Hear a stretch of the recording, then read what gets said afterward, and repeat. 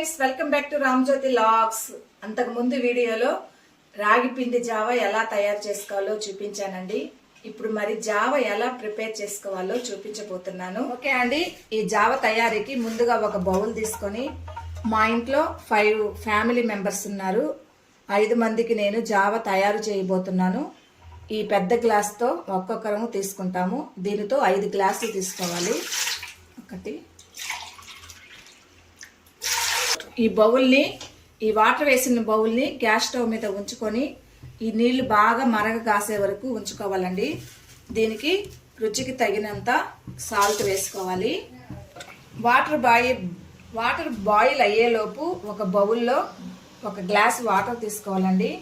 ఇప్పుడు నేను 5 మెంబర్స్కి రాగి జావా ప్రిపేర్ చేసుకున్నాను కాబట్టి ఒక్కొక్క గ్లాస్కి 2 స్పూన్ల చొప్పున ఈ రాగి పిండి వేసుకొని ఈ వాటర్లో మిక్స్ చేసుకోవాలి. 5 గ్లాసెస్ వేసాను కాబట్టి 10 స్పూన్స్ ఈ జావా పిండి కలుపుకోవాలి. లేకుండా ఈ జావా పిండిని వాటర్లో బాగా మిక్స్ చేసుకోవాలి. వాటర్ బాగా మరుగుతున్నప్పుడు ఈ స్టవ్ని సిమ్లో పెట్టుకొని మనం వాటర్లో కలిపిన ఈ జావా పిండిని చిన్నగా పోస్తూ వాటర్లో బాగా మిక్స్ చేసుకోవాలి. లేకపోతే ఇది గడ్డలు కడుతాయి. అందుకని స్లోగా కలుపుకుంటూ మిక్స్ చేయాలి. తర్వాత హై ఫ్లేమ్లో పెట్టుకోవాలి. ఇది ఒక 2 మినిట్స్ బాగా మరిగించుకోవాలండి. ఓకే అండి, జావా తయారైంది. ఇది 5 మెంబర్స్కి సరిపడా జావా అండి.